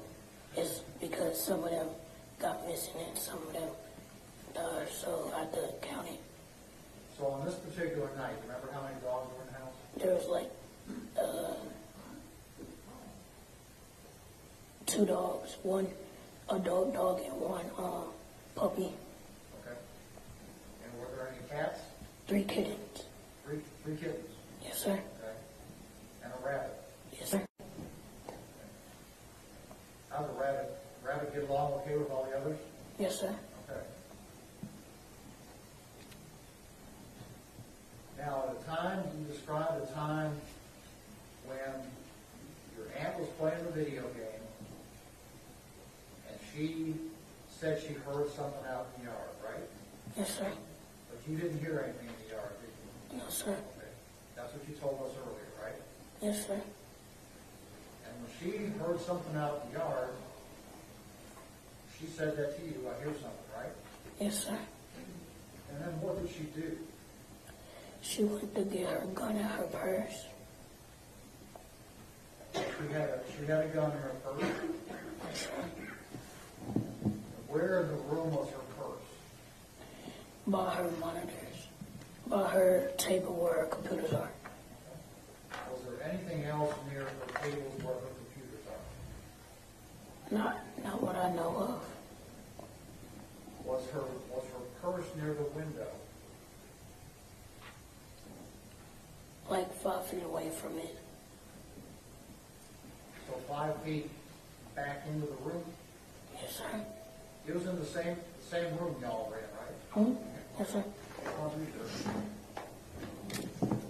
And she wanted her purse, and did she, was the purse up on the desk, or was it down on the ground, or? Down on the ground.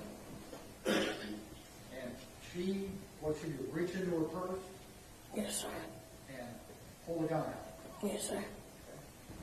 How did she pull the gun out of her purse? She looked at her purse, and then when she looked at it, she got it and just had it next to her.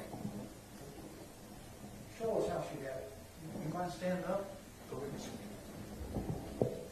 I'll go over there. You want to stand there or come down?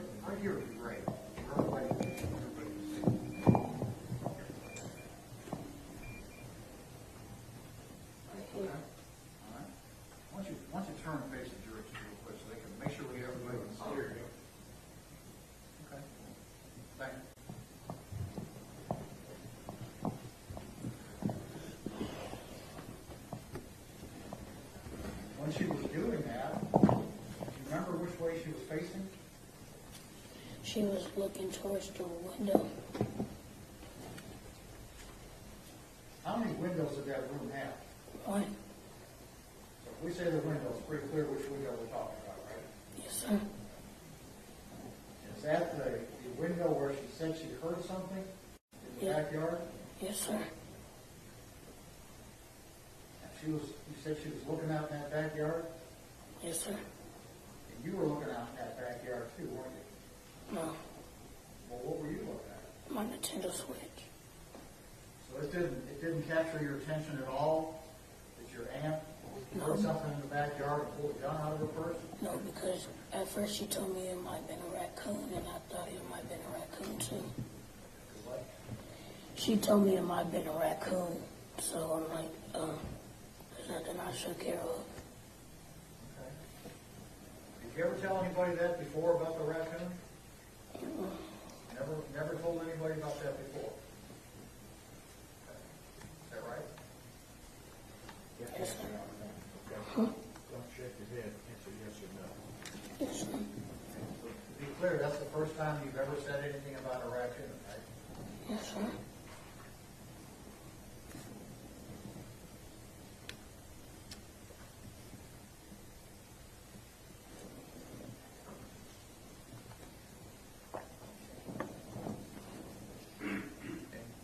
While she's looking at this out the back window, what's she doing with that gun? She's still right beside her.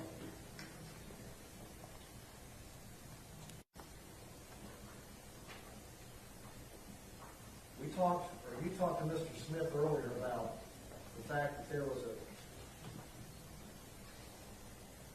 after what happened, you got put in a police car, right? Yes, sir. And the police car that you were in took you down to a place where you sat in a room and talked to a lady, right? Yes, sir. And it was just, in that room, it was just you and the lady, wasn't it? Yes, sir. There wasn't anybody else in there, was there? No, sir. And you started talking to this lady, and you told her who you were, and how old you were, and where you lived, and stuff like that, right? Yes, sir. And you and this lady had a conversation. Yes, sir. And she was a pretty nice lady, wasn't she? Yes, sir. Did she get you some socks earlier? I don't remember.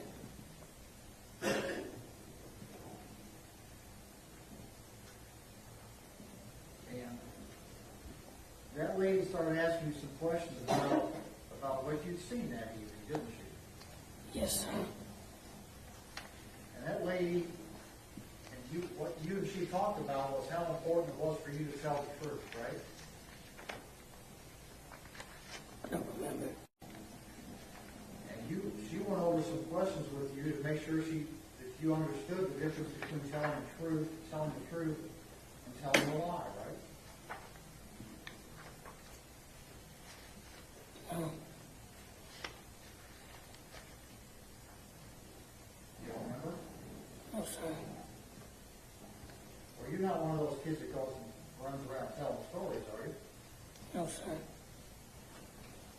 And you knew how important it was, the stuff that she was talking to you about, right? Yes, sir. She told you to make sure that everything you told her was the truth, right? Don't remember.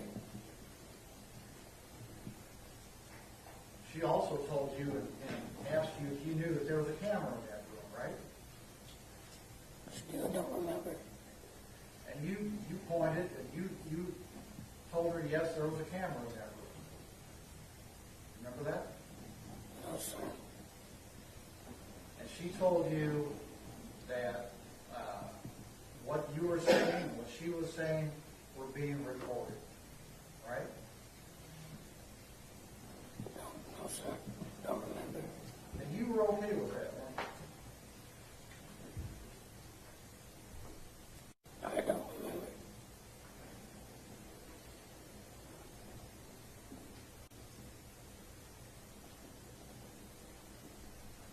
And she told you that where you were was a safe place to talk, She was just going to listen to what you had to say, right? I don't remember. And she told you that there weren't any right or wrong answers to all the things she asked you. I don't remember. Well, she was a pretty fair lady, wasn't she? I don't know.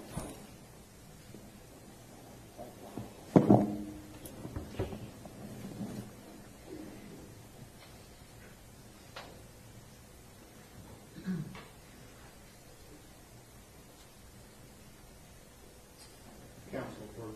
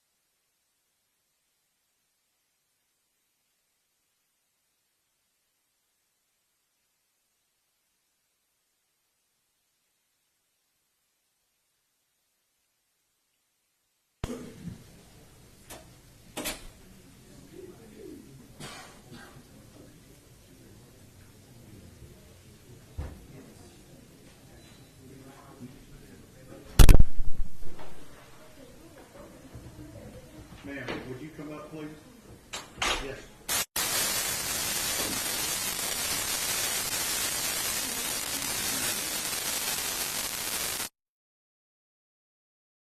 Testimony giving this cause of the truth, whole truth, and nothing but the truth, self to God. Tell me your name. Seychelles, Spell it for me. S-E-Y-C-H-E-L-L-E. Okay. Last name Elliott. All right. I have noticed that throughout the testimony, you have been gesturing to this witness. I cannot have that. Okay. So I've sworn you in as a witness. If you will sit outside in the hallway, and we will call you in when we need you. Absolutely. Thank you very much.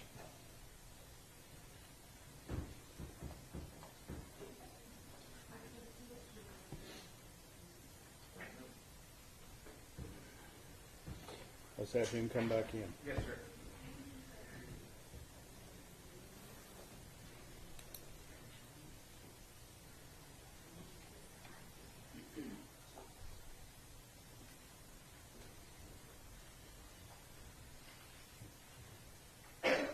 Members of the gallery, there can be no coaching of any witnesses by anyone in this room. Understood? All right. We just had to take care of something with the judge. Sometimes things like that happen. He just has to ask us some questions.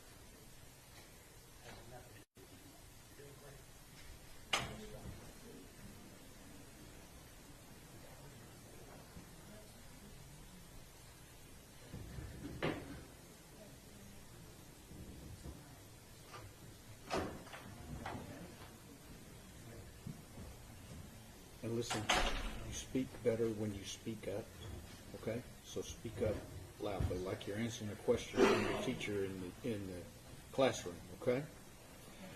Both sides ready for the jury? Stage ready. All right.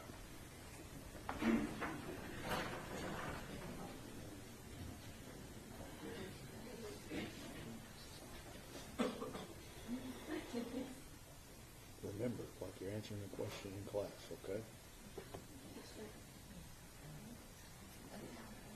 You need some more water?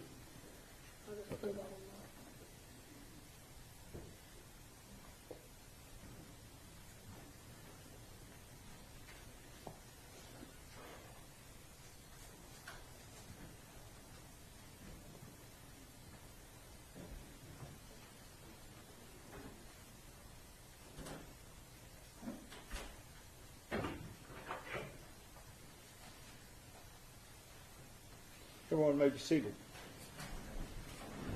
We are ready to proceed. Mr. Gill. Thank you. Okay, Zion, what I'm hearing you say to me this morning is you're having a hard time remembering what you told that lady. Yes, sir. You know why that is? Because it's been 3 years. I don't remember nothing from years ago. At some point in the 3 years, if you come down to this building and sit down and talk to these two folks over here, the prosecutors. Yes, sir. Okay. They invited you to come down. They wanted to hear what you had to say, right? Yes, sir. How many times did you do that? Repeat that. How many times did you come visit with them? Probably like once or twice. And did you answer all their questions? Yes, sir. Did they play that video recording for you? Yes, sir. They did? You had a chance to, which video recording did you watch? When I say that video recording, what was on it? Repeat that. What video recording did you watch? Did you watch the one of you and us talking to the lady? Yes, sir. You watched a different video? Yes, sir. Oh, my bad. Which video did you watch? Do I have to answer that? Yes, sir.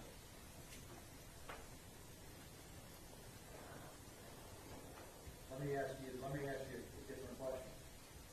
Was the video of the camera the police officer had on? Yes, sir. Did you watch that with these two folks? Yes, sir. You had already seen that before, hadn't you? What, the video? Yes, sir. How many times? Don't remember. More than once? I don't remember. More than once?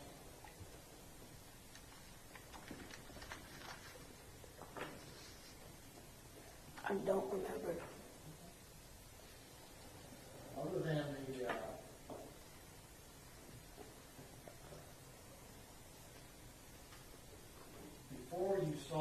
before you talked to the lady, you had not seen that video, had you? Sir. So the first time you saw it was after you talked to the lady you've been talking about, right?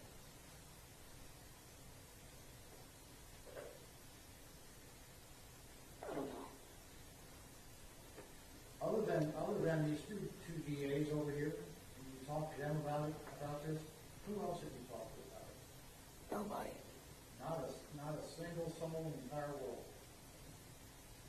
You didn't I talk to really don't like talking about what happened. So that's why I never told nobody. That's fair. But wasn't your mom curious about what happened? No, because she's seen the video already. So you just haven't talked to anybody at all about it? No. You know who a guy named Lee Merritt is? Yes, sir. Who is Lee Merritt? He is a lawyer, attorney lawyer. And he represents your family, doesn't he? Yes, sir. Did you talk to him about this? No, sir. Not a word. No, sir.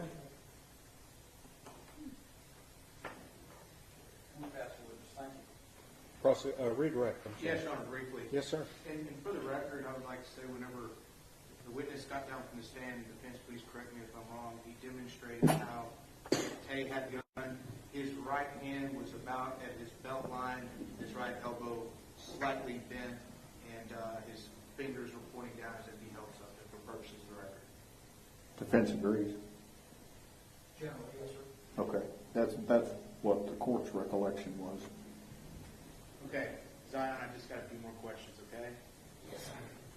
Now, are you sure that we watched that video, that you watched that video with me and Ashley? I don't know. You don't know? The time that you came to see us a couple of weeks ago, what did we do? We just talked and I drew a picture for y'all. We just talked and you just talked and drew a picture. You didn't watch the video that day, did you? No, sir. And did we go to a courtroom? Yes, sir. What did we do in the courtroom? He showed me where I'm gonna be at and how I'm gonna be on the mic and all that. And I seen a judge, not this judge, but a different judge. And we talked, kind of asked some of the same questions we did earlier today about sports and things like that. Is that right? Yes, sir. Zion, have you ever done anything like this before, testifying in front of a bunch of people? No, sir. Has it been a little scary? Yes, sir. Have you done your best to tell us what happened the way you remember it? Yes, sir. You've been pretty brave today. Thank you.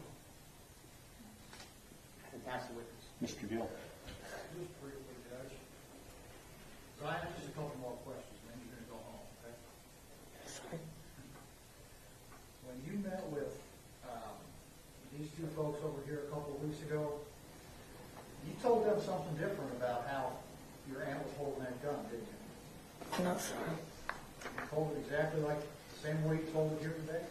Yes, sir. That's all we have, Judge. Mr. Smith. No further questions. May this witness be excused subject to any potential recall? You may. No objection to the state, Your Honor.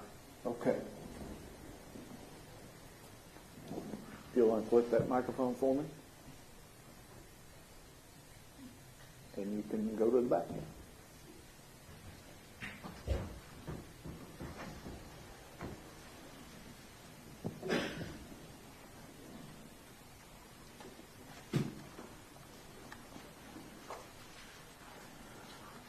Okay, I'm going to stop a little bit earlier than noon.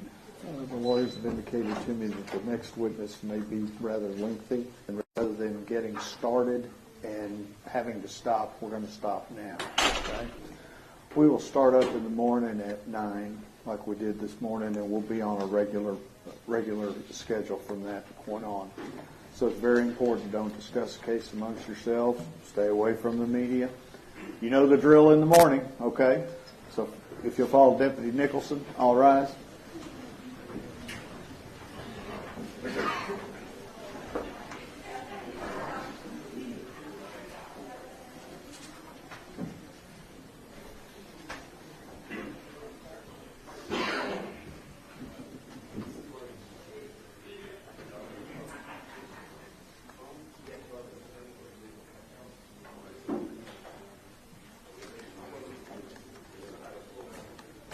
All right, thank you, everybody. Oh, wait.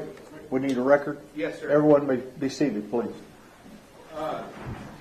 Your Honor, and if I may, we met Dale Smith, Ashley Diener, and Mo Brown with Zion Carr on November 15, 2022.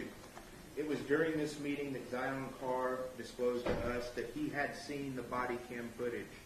At no point at any time during that meeting or any time prior has any representative of the Tarrant County Criminal District Office ever seen body cam footage from Zion. That was included in a disclosure sent to the defense via email on November 18th of 2022. So again, that is another instance of we just want to make sure the court was aware, the defense was aware. We have not shown him the video. Mo Brown was also present, and he's never represented us to us before that he believed we'd shown him any video. And y'all acknowledge receipt of the previous email. Yes, sir. I don't think that the state has shown him that, and we got the email. It's clear from the video footage that's in the pretrial exhibits that the court reviewed that it merits on TV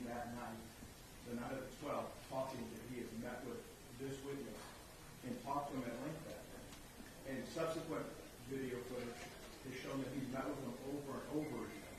And that's in the records for the pretrial visit, so I think we know where the influences come from. All right. But we'd like a further disclosure about how, and we can do this off the record. Okay. We'd like a further disclosure about what his gestures were during that. Okay, we can talk about that, and then we can come out and put it on the record. Okay. Mr. Smith, anything else that we need to do out in court today Nothing from the state, Your Honor. from the defense? Okay, thank you. We're done.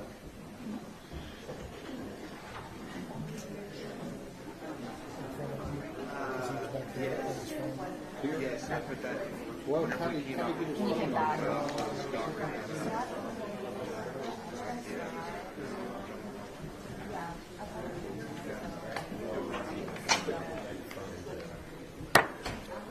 Stay here. The phones stay here. Just get his name. And he is to be excluded from the rest of the. How do you get a phone? How do you get a phone in here? Yeah. We got a guy back here sitting with two phones.